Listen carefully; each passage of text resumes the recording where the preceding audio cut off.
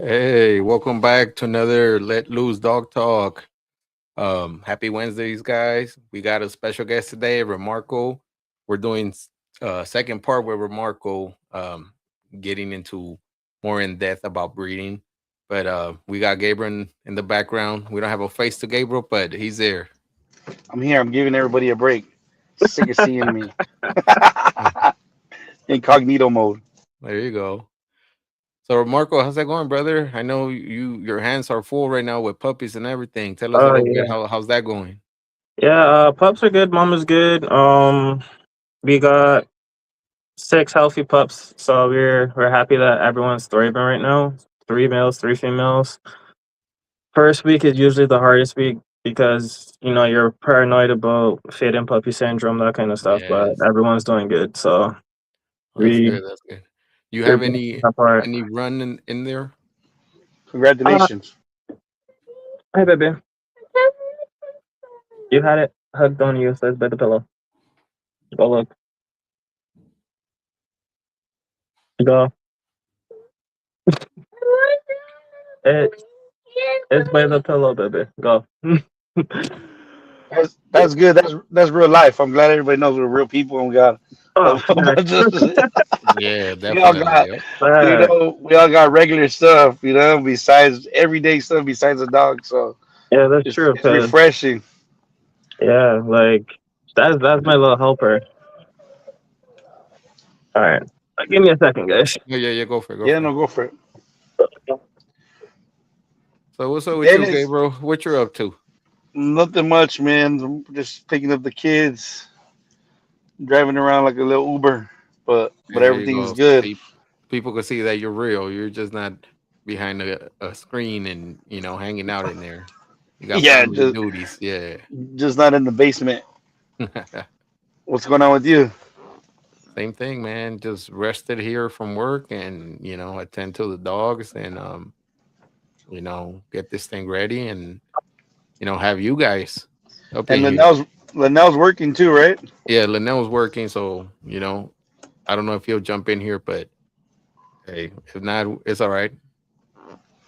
Yeah, no, Yeah, we're holding it down. Yeah. yep. Yeah, I'm back. Sorry about that, boys. Oh, nice, nice. No, you're good, So, man. do you have a run in the litter, Remarco? Yeah, my rents are usually always a male for some Mm, reason. I got a okay. little, got a little boy, like not really like far off the others, but he's gonna be like shorter back, more compact, tighter build kind of male Okay. versus like my standard big like Ibby male. Okay. Okay. But yeah, he's about 6 to 7 ounces off of like his other two brothers. Mm. Remarco, is this oldie or this was American Bulldog litter? All American. So this is my first American in 3 years. Okay, There there we you Yep. go. go. That's what's up. Congratulations. Yeah, Any had to any had to step back. differences? Um, You see any differences maybe from this American Bulldog litter than maybe like your oldie litter or anything else you've done recently? in all honesty, not much because how this American breeding is set up. So the the dam of this litter is the mom of my first F1 breeding. So the female from my F1 breeding, that's her mom. So Hostage's mom was put to Nova's son and Haas's son. So that is the second F1 I did. Okay. The dam, her son was put to Phoenix's half brother, Champion Haas, to create the male that I put Phoenix to. Okay. So Okay. Nice. Okay, so you already know what you're working with. yeah, so it's like I'm using back all of my best females again, and then I'm line breeding on Haas's mom and Phoenix's mom, using Nova and Malikate as my outcrosses. Oh, there you go. Very So, nice. Line breeding. I like that. hundred Some some percent. people some people hate that. Oh no. They don't understand. Yeah, that's what I think it is. A lot of not understanding, but Yeah, they line don't breeding understand is, that. is is great. Once you know what you're doing and You So use a tool, you use it correctly, right? It works out exactly for everybody. that's how you create the lane. So you can you can't Exactly. you can't create the lane by outcrossing. Yeah, because Clip just it, outcrossing, clip it. you're just putting a name to the dogs, but Yeah, you're not really. you just Yep. put in you just tagging a kennel name alone, but you're not creating a lane that kind of way. Yep. Exactly. Clip it right there. So that's the thing. You just it's just tools like anything in life. Like you got tools to do certain things, and if you use the tools right, the job goes well. If you use the tools wrong, then it's a headache. True. True. So Yeah. that's our topics for today. Just kind of touch a little bit based on inbreeding, outcrossing, and line breeding. Yeah. Um, Let me ask you this, Remarkable. Why do you feel people are afraid to use these tools? I think generally is a lack of understanding and people being scared of what might happen. But Okay. at the same time, like you can outcross these dogs and put two dogs from two different lines together and get the same problem because they carry the traits in the back from the gene pool from different gene pools, but carry the same trait and it shows up.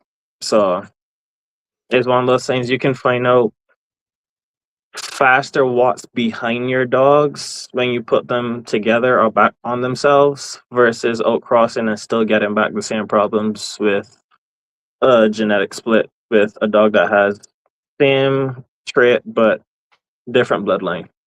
True, true.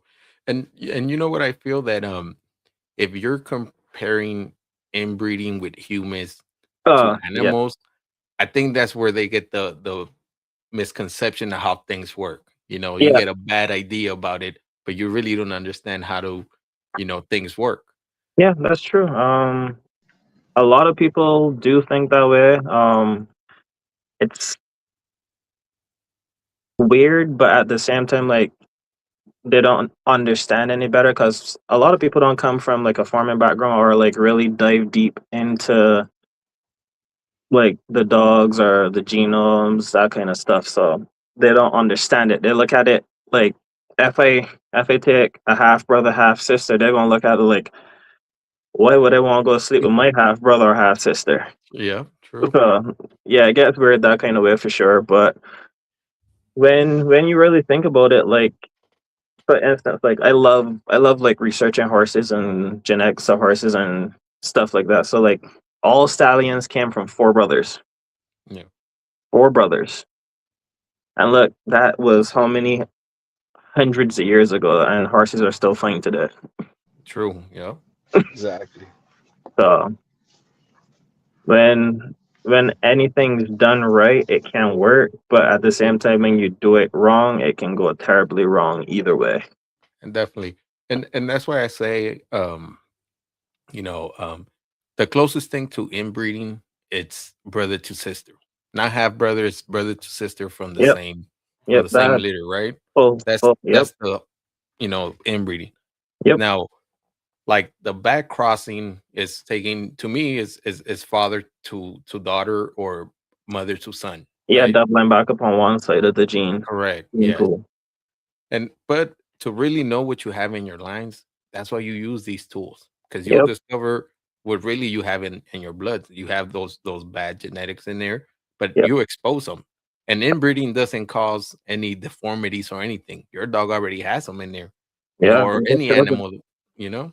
It just shows them up. If they're in Yep. there, they're going to show up. So that's just the reality. Because Yep. for me, I've done a few inbreedings to figure out what my line had, and it showed me exactly what was behind my dogs, and I was like, okay, no problem. Like I could work with this. I had to see the good, the bad, and the ugly. Yep. And that's what like some breeders don't tell you. They will tell you like, yeah, inbreed and you get all these fantabulous dogs. Like, no, you're gonna get the good, the bad, and the ugly. Like Yep. if it's behind there, it's gonna come out because you're taking your gene pool and bottlenecking it together and seeing what it will throw at you. Correct. So I always tell people like don't expect a perfect litter. Don't expect like even when you do an outcross, it like nothing's perfect. So don't expect that when you inbreed. You're just Yeah. gonna see exactly what's behind your dogs, and if you don't like what comes out, then You you have to might cool it. you're gonna have to look at different avenues because Yep. if you compound your blood and you don't like what came back at you, don't waste your time trying to build it here and build it there and outcross to still end back up at the same spot Correct. Yep. And because and you know what? And people don't they don't understand too that when you inbreed, you have to cool, right? uh, You know 100%. you yeah, because you're like you said, you're gonna expose some of the bad traits that your line has, Yeah, and whether you do a soft cool or hard cool, yeah, depends what direction you want to go. But exactly. the key is selecting. After that, you select to what you really want. But like you said, if you don't like what you see, what's coming out, then you have to find another avenue and maybe just scrap that line and move forward Yeah, with something else. 100% because it's just showing up what's behind it. So if you don't like what's coming out, it's just showing you what's behind it. True. That that's like some people see an awesome male dog and he doesn't look like his pedigree. A total anomaly, and they think that by breeding to this anomaly, they'll get back the anomaly. Yeah. No, he throws exactly what he is and what's Exactly. behind him. Yep. So it's like once you understand that dogs really only throw what they genetically can throw, like look at the ped, study the ped. Once you know no one hung anything Yeah. Exactly. Yeah. up close, but Yeah, for then the you're really like, oh, what's going on here? exactly. Well, once no one hung anything up close because like most of like the AB stuff that's been hung has been generations now. So we already figured out what's behind it, what could come, that kind of stuff. Correct. Yep. So once you look at the ped, look at the dog, make sure the dog matches the ped. Because if the geno and the pheno doesn't match, you're gonna end up with a mixed batch, and you're gonna be True. like, "What the hell happened here?" Yep. So I tell people like that's the biggest part. Like when you really wanna get an idea what your dog could throw, just look over the last 3, 4 generations of your dog. Check siblings, check uncles and aunts, see what they produce, that kind of stuff. It gives you a better idea. There's just saying, "Oh, my dog looks great, and I could put him to this dog, and it should be fine." You gotta look behind your dogs a little bit to understand the genetics behind your dogs. Because True. I got a female that not many people like. My female gene. So Mm. she's full fawn bodysuit, black mask, Okay. really athletic build, nice chisel box head, but like not super big head or anything. But like a lot of people don't like her because she has Braveheart behind her. Okay. And we know what brave part is, so that's why. Exactly. Yeah.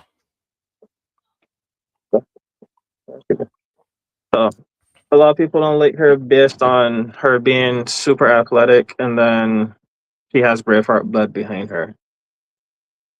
We understand the controversy there, but the dog she throws take after her orange and pan side. Yeah. She's a heavily line bred dog on orange and pan. Yep.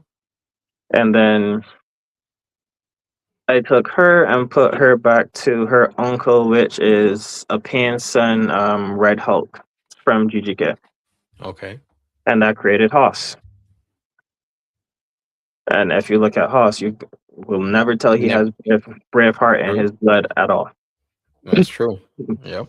Yeah, the So, dog is nice. so it's like one of those things where you have to understand what's behind your dog, pull on which side you want to pull on. You know, if I took her and put her back to a brave heart dog, Then I'll get back to a standard dogs. yeah. Yep. Yep. So it's one of those things where you gotta understand, look, do your research, and then commit to a plan. Like all the males that I ever put her to were super bully, super big bone. Even on the outcrosses, that's what I had to put her to. Yeah. Bully big bone dogs. Yeah. So And you so you think that's why not that's why, but you think before like with the oldies, anybody that's doing a F1 breeding kind of do their homework on the AB side to make sure you you have know yeah, right, before you move forward just getting any AB, and you got to see how it's bred and everything, because Mhm. if not, the results that you're expecting might not be you Yeah, know I've seen some people just hop in the F1 because okay, I got an AB male, like he looks decent. Okay, yeah, let me put him to my oldie female, and it's gonna knock it out the park. It doesn't work that way.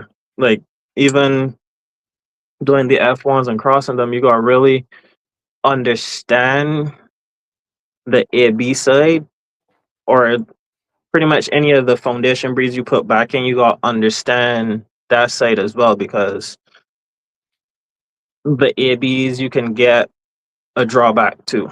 yeah You can get the standard split, and we all know that 90% of oldie people ain't gonna want a standard looking AB yeah to put into their oldie lane. They're gonna be looking for dogs that are cheeky, nice head, nice fronts, nice rears.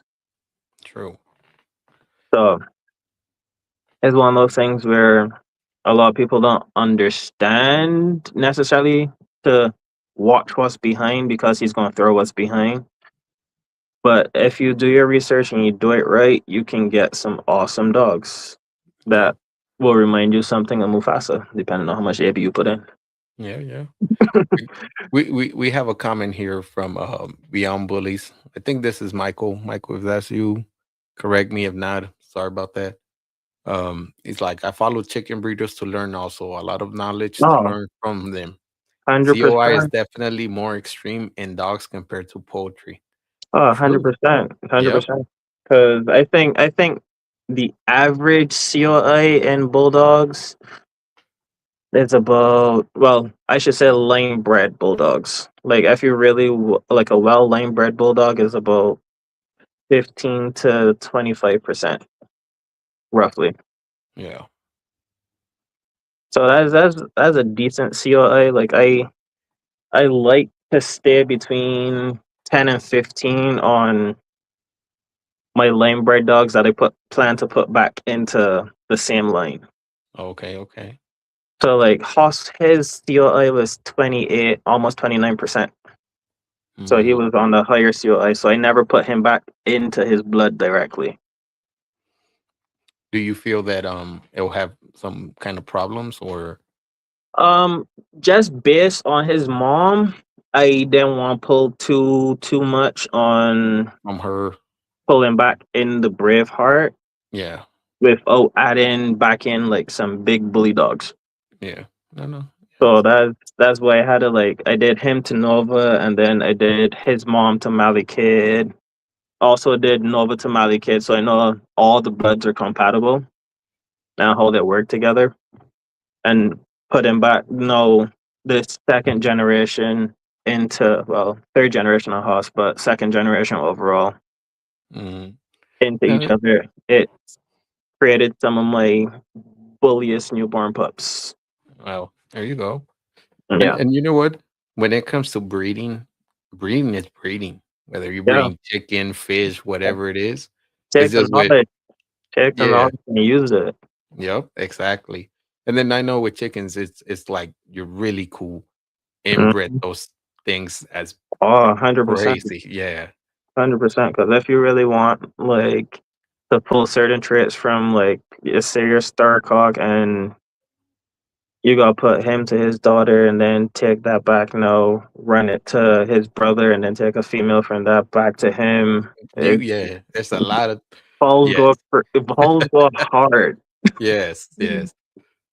But you know But what? I've seen some of the most, I guess uniform, consistent cocks out there with certain breeders that inbred hard like that. mm-hmm. And man, if and these are game fouls, right? Oh, 100%. So, but man, some of these they go out same thing, confirmation shows, right? Mm-hmm.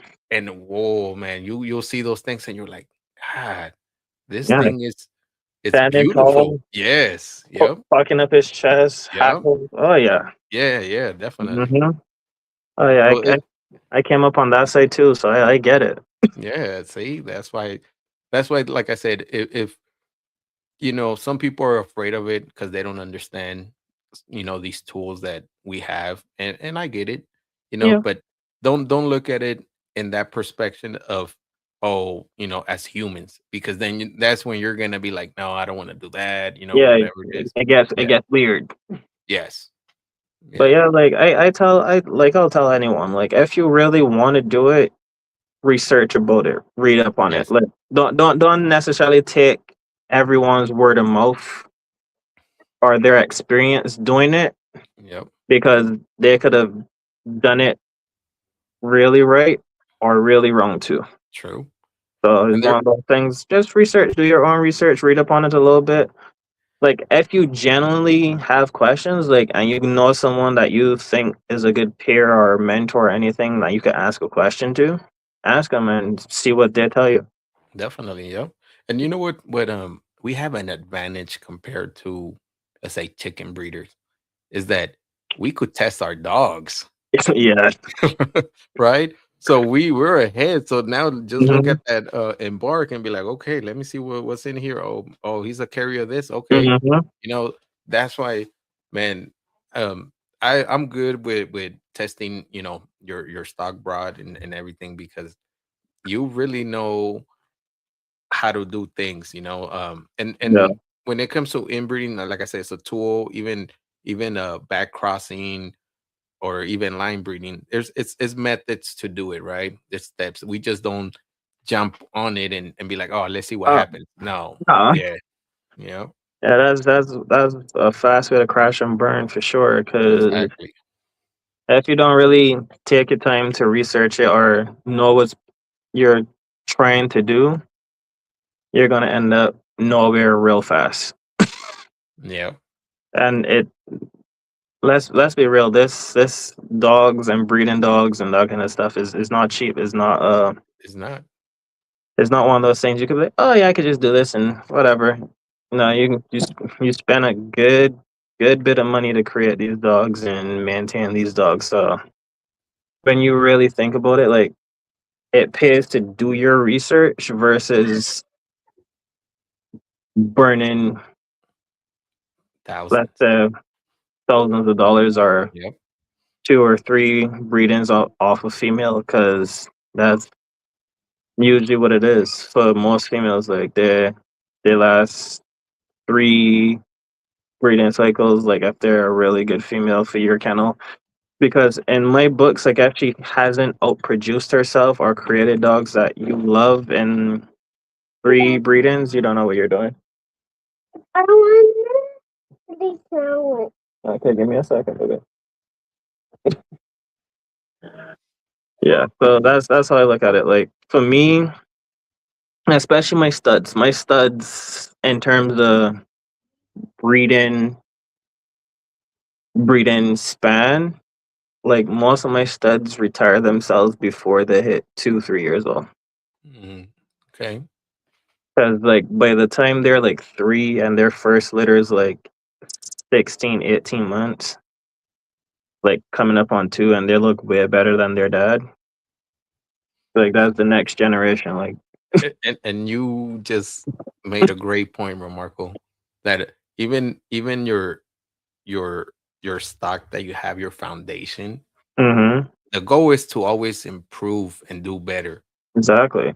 So, like you said, if the offspring looks way better than the sire, hey, Hmm. the sire it might just be retired, like you said, and that's Yeah, it, and he move with the offsprings. Yep, he did his job. He did what exactly. he was Yeah, supposed to do. So it's like that's just how I look at it too. Because I don't want to necessarily flood the market with this my gene pool. yeah, Like I feel like when you create good dogs and you can be selective with how you create your dogs, like even outside of your kennel, it it is better than you breeding your male that produces really well to everything and just getting back some subpar dogs here, lackluster dogs there, one or two good ones here for some females because let's be realistic. A lot of people blame the stud. They don't even look at the female. Oh, yep, this stud isn't producing. Nah. yeah, yeah. And a lot of the times it's the female that's producing. Yeah. It depends how she's bred and everything, and you know she's Yeah. the one probably carrying the line. That's how the pups look good. Then you breed Hmm. that same male to another female that is not as good, and you see those pups, and you're like, the hell? Well, Yeah, exactly. yeah, Exactly. So that's why, like, for me, like, I'm a female heavy kennel. Like, I focus on my females a lot. yeah, I think I got 21 adults, well, preteens and adults without counting my last two litters of pups. And cause that 21 across my programs, I have 15 females. okay, Like, I got six males, one of them castrated, like he's just a pet. yeah, Um, so it's like I don't necessarily keep a lot of males because in my brain, my females create the males that I like. yeah, Like I can take, for instance, Nova and put her to pretty much any male that I see that I like for her that's compatible both Gino and Pheno and create awesome offspring in terms of males. yeah, And then by the time I use her son now, put back to anything in the kennel, it's gonna create a nicer dog, a better dog. It should be moving forward because I honestly believe like especially in your program in your kennel, like if you put your males to a female, it should be padding his stats. So it should be creating the best dogs possible for his gene pool. yeah, And sometimes like you'll get a outside kennel that has an amazing bloodline and everything goes off the charts for you for a stud. But for the most part, you shouldn't be relying on an outside kennel to boost your meals true. stats and productions. Like he should have the best chances in your yard to produce awesome dogs. Yeah, and see that's um when you inbred dogs, you get that prepotency on them, Exactly. right? Yeah, Exactly. That's like a lot of people think like you just lane breed. So like you don't just lane breed off the bat. Like let's say you buy for argument's sake, five dogs for your base dog. You buy three three really nice females, different lanes, all different lanes. Then you buy two males, could be related to one female or total outcrosses to the females. yeah, You breed each of those males to each female. You pick the best from each one on one, and then you put the offsprings together. You see what comes out yeah, because you started with an outcross base, so you don't have to worry about bottlenecking early. yeah, You let him breed on one side, see what comes out, then You have the females as oat crosses. Then you can take anything from the females now, line breed back on the female side. So Yeah, it's one of those things where you it's a delicate dance when you want to do it right, but not bottleneck your gene pool super fast. yeah, Because from those 5 dogs, you could do a dance for 3, 4 generations easily without even having to go off your yard. yeah. And you know what? That's one thing. Right now I'm trying to do is have 3 lines.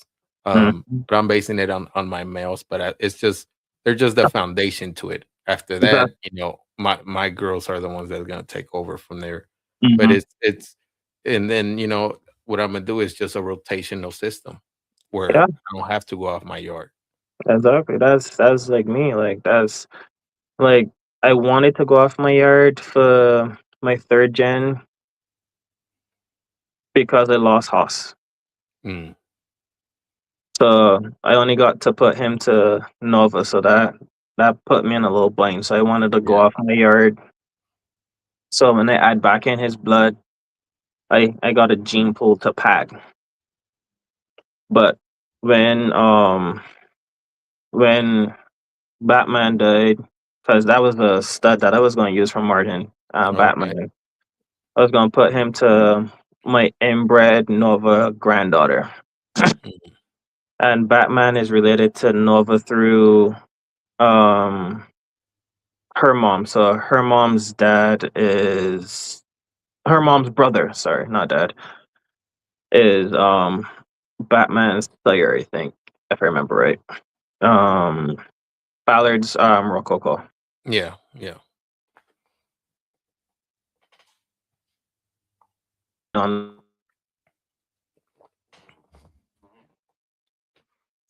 You got stuck right there, that Marco. impact. Yeah, I saw that loading up. Okay, there you are. So I wanted to add back in that Chumley on the backside, get back that Yeah. crazy head type, that build that us bully breeders love. But Yep. that in panel Batman pass a week before my female came into heat, and then I went to use fats from Walker's. Um, we did 2 shipments, female intake. I thought she was a dud. Long story short, that didn't pan out, but I got to see what Fats did with Phoenix's half sister Yeah. with from Ryan Williams. Yeah. So Yep. I got to watch that blood real close, see what it did. We might put it back in this year depending on what it is, but right now this year I'm looking to do a oat cross, 2 oat crosses off my kennel, and then one lane breeding with a pan grandson. Okay. So we'll see how that pans out. But yeah, I got 2 oat crosses with a double Beastie Boy grandson. Oh, okay. Nice. Yeah, so the male that I saw at the Yes. show, At the California. show. Yeah. Yeah. Yeah. Yeah. Yeah, yeah. That So that that boy's a big boy. yeah, so Monster head. Yes. so he'll be one that I'm looking at for the oat cross on the pan, but the the 2-time Beastie Boy going to my 2-time Alley Kid blood should be a fun outcross because they're bred identically the same way, just 2 different bloodlines up front. So remarkable. Now that you said outcross, Mhm. um, here's a question, and this for the audience, so they could kind of get a perspective. Because sometimes when they think outcross, they're like, "Oh yes, outcross, outside blood, everything."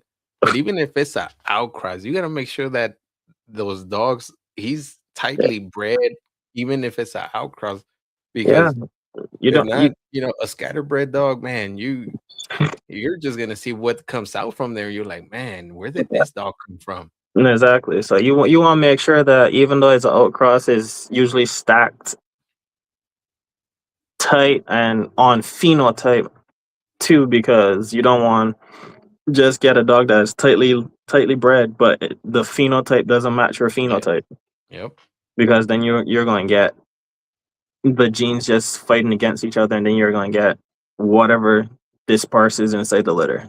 You're going to Yes. have a mix match type in your litter box.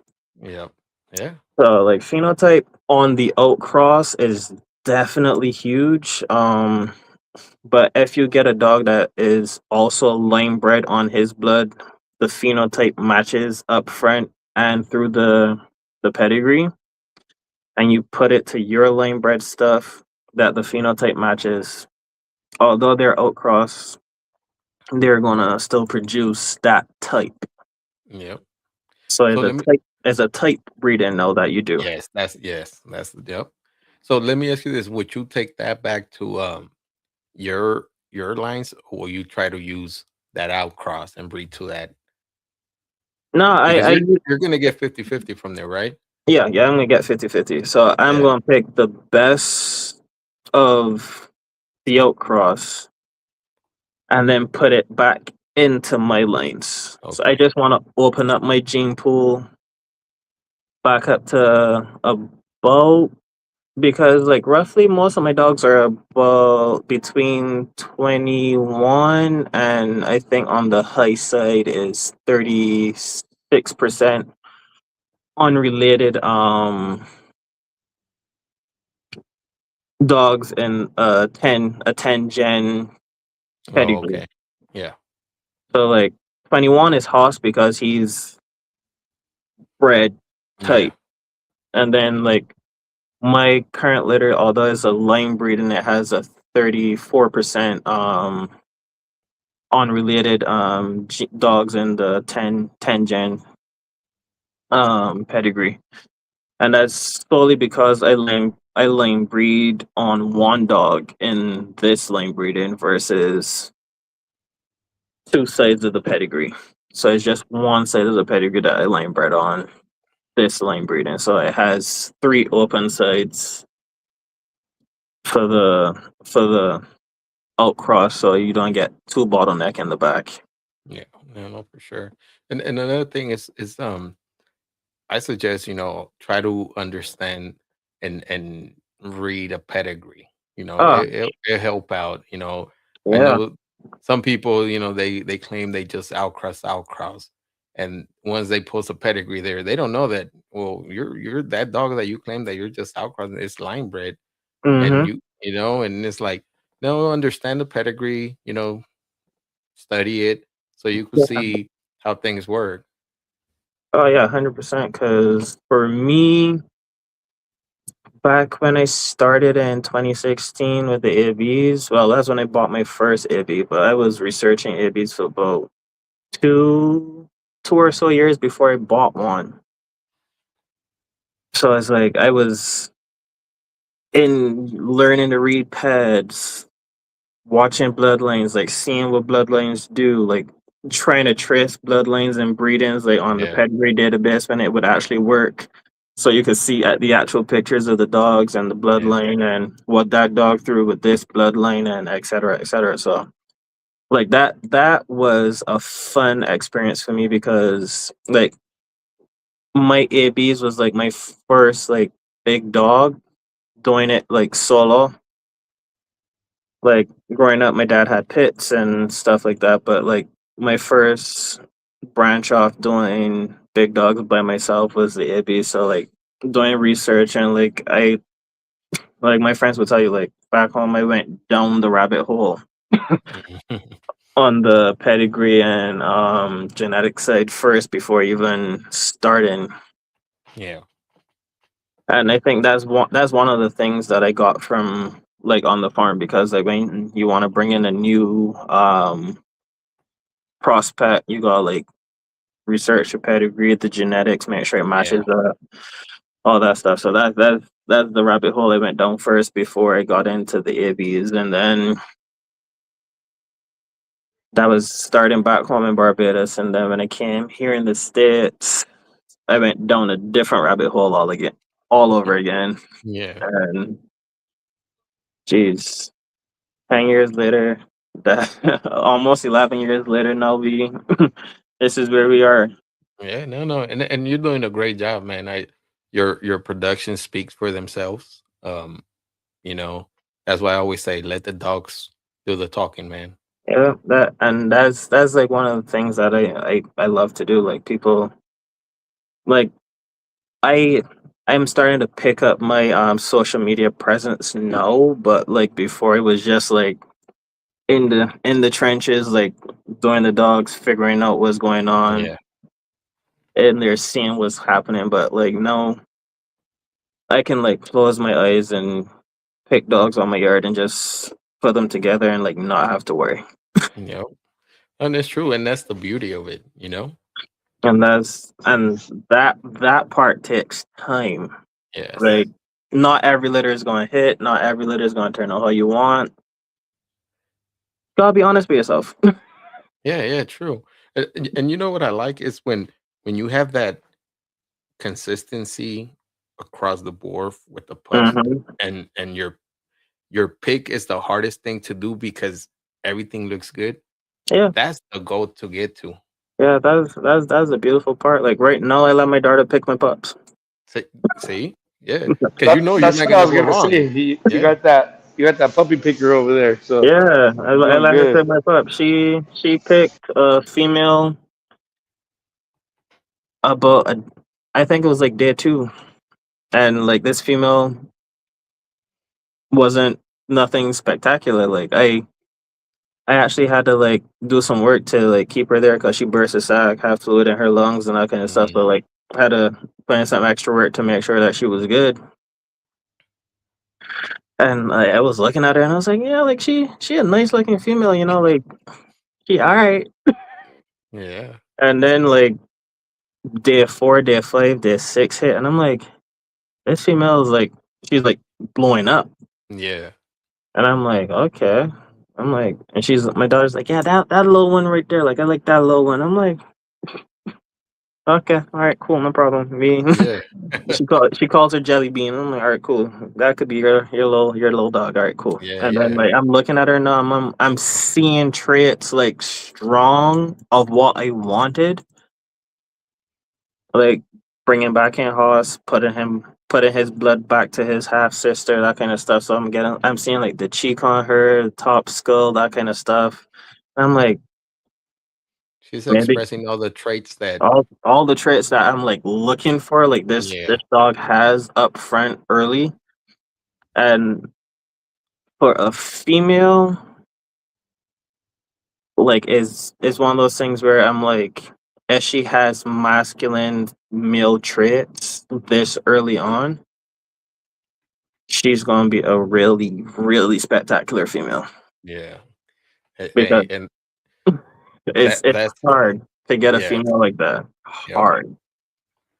And the It's true. females we love are usually the one that look like males in a slightly smaller frame. Hmm. Because that way like you can see the gene pool on both sides in this female, and you don't necessarily worry about what you put that female to. Yeah, because she's gonna produce what she Exactly. has. Yep. No, it's true.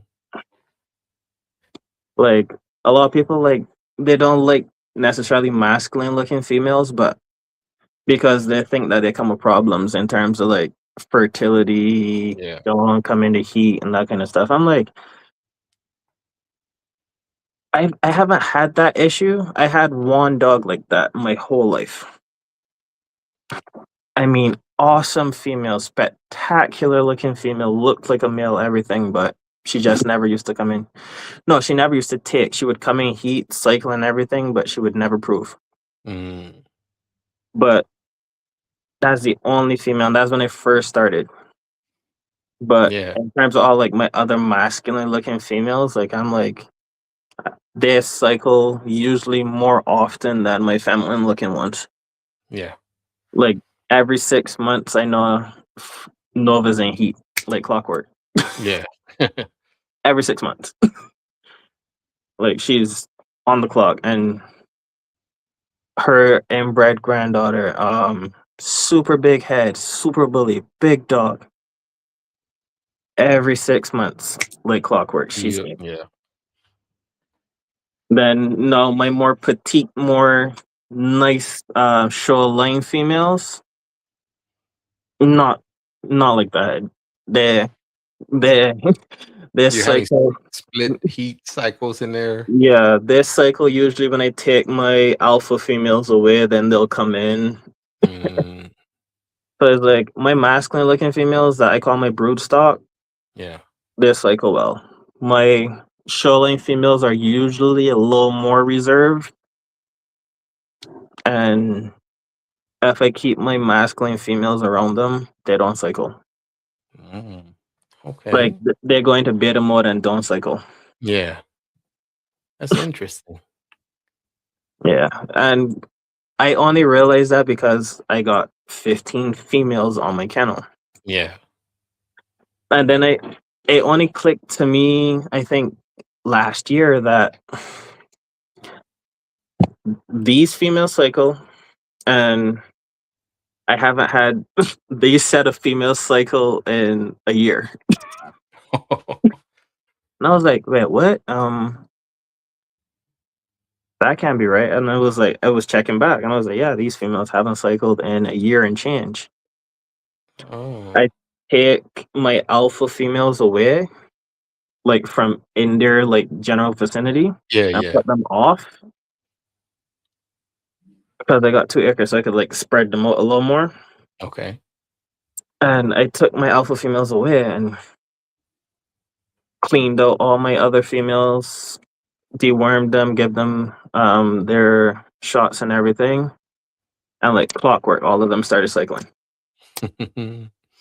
Put them on wheat germ, and then it was like doom, doom, There you go. doom. Yeah.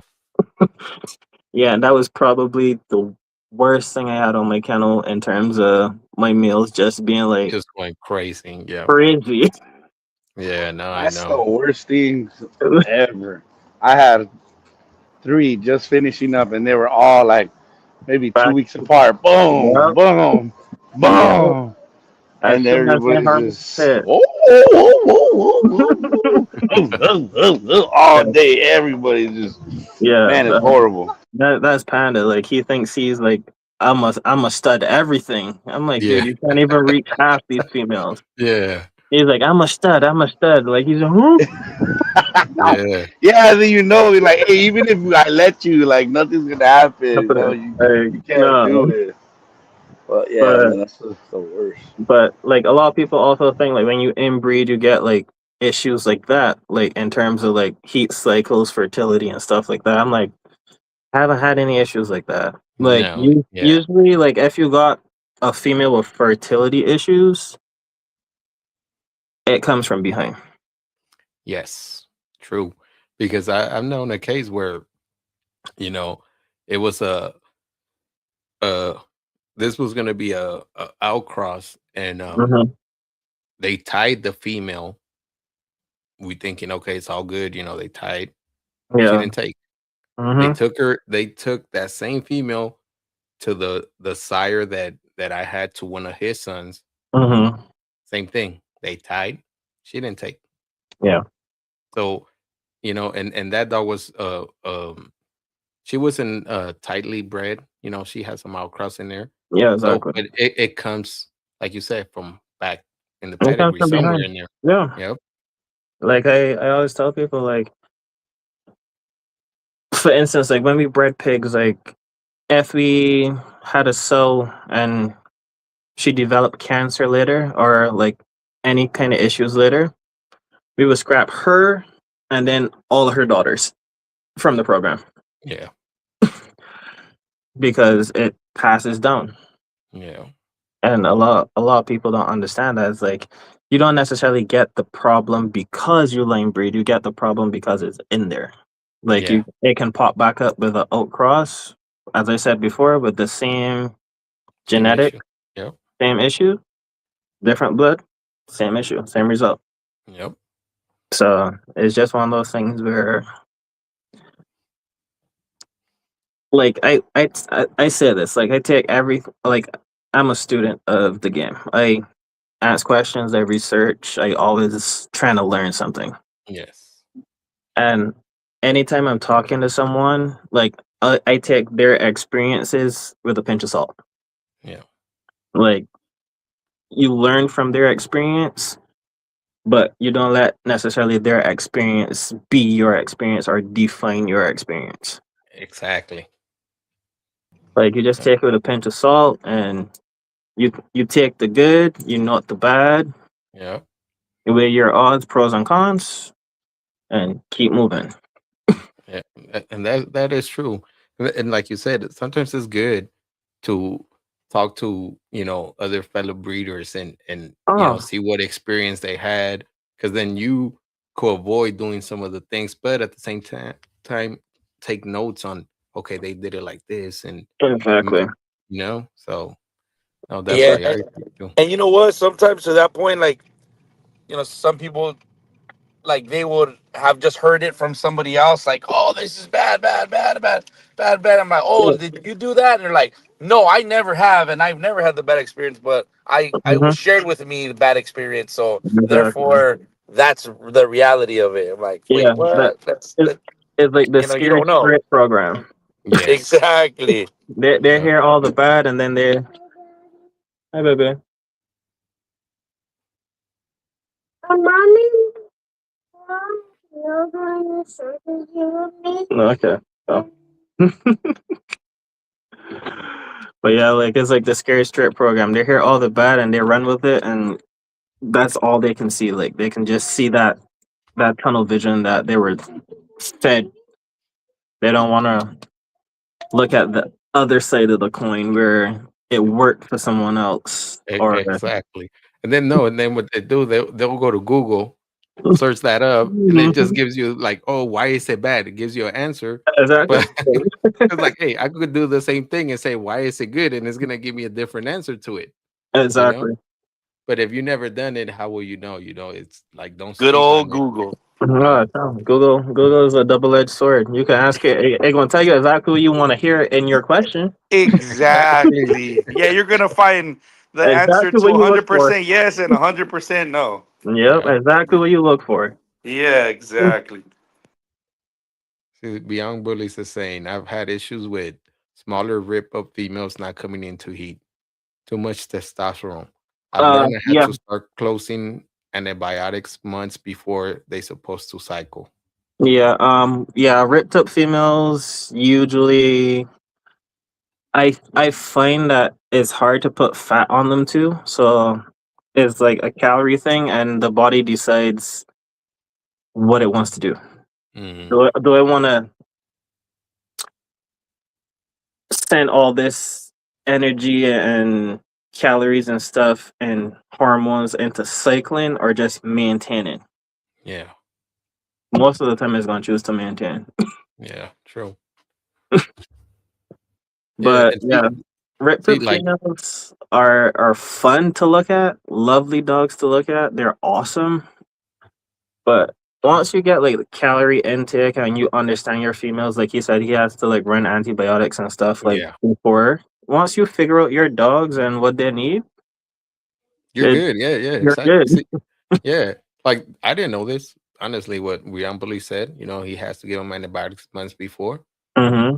That's something to that I didn't know. It's a new learning experience. Yeah, yeah. I haven't had the antibiotic experience with my bulldogs or anything, but I know for a fact when it was time for Jean to come into heat because she was like super ripped all the time, high tuck, like you could feed this dog 10 times a day and she would not get fat. Like Mhm. she would just put on muscle. Yeah, And like when I know it's time for her to like cycle, I had to like put her on kennel rest, wheat germs, added fats, like trying to like plump her back up, like so she has excess. But yeah, like once you know, it's one of those things. Is like it's the dance. Like us yes, as breeders, we do the dance. yep, We choose a dog. We love this aesthetic, and we commit to it and figure out if it has good, the bad, and the ugly. figure out exactly. what the dog needs, and we keep pushing. Yep. Yep. And you know what? And I had this conversation with George where he believes as well, if we start inbreeding, you start going smaller. But Oh, in my theory is selecting, it's definitely selection because right? the funniest things, my biggest puppy ever, biggest dog ever, was from Nova to her brother Thanos. Okay. Different litters, Nova and Thanos, but same parents. I put them together, and I had a dog that I call Raymond Redditon. He was 25 pounds at 8 weeks. Oh man. Big, long puppy. Yeah. Damn. Huge. And I was like, damn. And like, he wouldn't stop growing. As he grew, he just kept growing and kept growing and kept Yeah. growing. But at the same time, it's like if you inbreed on a dog that had small dogs behind it, You're gonna have you'll get back those small big- dogs. yeah, exactly. Yep. Most of the dogs behind Nova's ped are really big dogs. Like you got baby stuff in the back. You got Yeah. some of these really big old school style dogs behind her. And she throws big dogs, but at the same time she still throws like some nice compact dogs because of the Chum Lee side of her pedigree. Yes. Yep. So it's one of those things I think where it's oven. once you Oh my god. understand the dogs and the Oh pedigree shit. behind and you inbreed, you can get back big dogs, you can get back small dogs. There's like there's no definite for that in my book because I've done it in terms of big dogs, in terms of small dogs and Jack Russells. Yeah. So it's like it's not there's no like guarantee that you're going to get back smaller dogs because you inbreed. Yep. Like if you keep doing it, yeah, you'll get back some that are tiny. Like if you keep inbreeding and you're inbreed, then yeah, Yeah. like Yeah. eventually you'll bottleneck, and then that's what happens. Like the gene pool shrinks down. Yeah. So like that's called bottlenecking. So I don't necessarily think it's inbreeding that causes tiny dogs, but you could bottleneck a gene pool by lane breeding. Yep. True that. So Yeah. there's And it's the 50-50. misconception too of inbreeding is they believe that, you know, temperament it creates bad temperament. No, No. no, like No, if your dog just if you, comes with if you got all solid right. temperament, Yeah. I don't think two dogs with solid temperaments going to throw weird dogs all of a sudden because you inbreed them. Like usually temperament, like you can it's like working dogs. People select certain lanes on working dogs because of temperament. Yep. So it's like honestly, I think it's genetic. But at the same time, I also think temperament is also environmental True. because Yep. you could have a dog that is acting out because it doesn't respect anyone in the home or fear anyone in the home. It doesn't look at you as the alpha and the leader, and it Yep. tries to test you. And Yeah. we all know bulldogs will test you. Definitely. So it's like it could be environmental, it could be case by case kind of thing. So it's like one of those things where if you start with solid temperaments for the most part, you shouldn't have any issues. Any issues? No, I agree. Yep. No, no, That, definitely. that's, Remarkable. We're coming to our end. This was a awesome podcast today, man. Honestly, I really enjoyed it. You're pretty knowledgeable of a lot of the inbreeding, outcrossing, line breeding. yeah, that's my jam right there. Yeah. So no, I appreciate it, brother. Thank you for being here with us. This was good, man. A lot of good information that got put out there. Yeah, Even for the people that might have some questions. Hey, you could, ask me, ask for Marco, whatever you guys might want to know. Um, Not saying that I have all the answers, but like Remarco said, man, I hit those books. I try to study as much as I can because I Yeah, like to learn. Yep. it's one of those things. And another thing too that will help a lot of people like figure out the COA and stuff behind their dogs. There's a website called Pedigree Online. Okay. So it pretty much has pedigreeonline.com. It pretty much has most of the AB bloods already in it, Okay. and it's just a great tool to like understand like COA, like breaks down a lot of different stuff for you, like behind Mm, your dogs, and you could add them in if they're not in there. It's okay. another fun tool that I use to break down certain stuff, look at different things, see which dogs I'm pulling on, because it breaks down stuff like dogs like blood by percentage and that kind of Yeah. stuff. Another great tool to have too. Like I say, it's embark your dogs because Oh, man, there's so much 100%. stuff that you will learn from there that you're like, man, I didn't know Mm-hmm. my dogs carry this. Yeah, so it's like the embark tells you the genetic tricks and stuff behind your dogs that you wouldn't Yeah. even think about. Exactly. And that's like me. I use embark and what's the next one? Wisdom panel. So Yeah. I I use I use two of them differently for different programs. So like my Yeah. ABs are usually on wisdom, oldies are in embark. Embark. Yeah. So it's like one of those things where it tells you a lot because like a lot of people in the AB world don't even know that like ABs carry DM, Yeah. degenerative myopathy, and then they start like breeding on certain dogs that carry DM, and then eventually it starts to bite you. You get dogs that come back with brain issues later down. They don't recognize their owner Yeah. turns, they just bite them, all that Yeah. kind of different stuff. So I'm definitely an advocate for getting that genetic testing done for sure. Even if Oh, that's just the base that you do, like if you want to breed and line breed and stuff, I might think even if that's just like the minimum you do in terms of health testing, that genetic testing goes a long way. yes. I agree with you. Yep. All right, brother. Well, thank you, Remarker, once again for being here, brother. Gabriel, appreciate it, brother, being here. Um, we'll do the next one, Remarkable. Hopefully, you know what? On these lives, if you ever want to jump on the live, man, just send me a message, brother. All right, You know? but yeah, because I'm usually free on a Wednesday evening, so we can work out anything. All right. I will appreciate it, Marco. Have a good night, brother. Thank All right, you. you too.